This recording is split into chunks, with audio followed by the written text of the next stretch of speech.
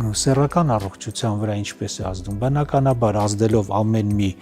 հորմոնի վրա, ամեն մի համակարգի վրա, բնականաբար ազդում է նաև սեռական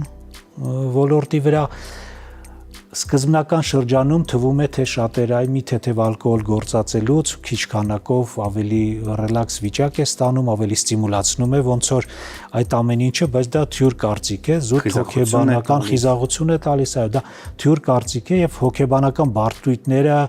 անցնելու ոնց որ օգնում է հոգեբանական այդ բարդույթը հաղթահարելու, հարաբերություն մտնելուց առաջ, բայց քանի որ ինքը դեպրեսանտ է ներվային համակարգի, մի քիչ շատ քանակը արդեն կոպիտ ասած կարող է բերի նրան, որ մարդը քնի պրոցեսի ժամանակ։ Եթե քրոնիկ գործածում ունենք, մենք ունենք քրոնիկական ալկոհոլիզմ արդեն, բնականաբար արդեն այդտեղ ցանկությունն է տուժում, լիբիդոն է եւ բոլոր հորմոնները տեստոստերոնի վրա է ազդում եւ ունենում ենք այտենց ծանր հետևանքներ, որոնք որ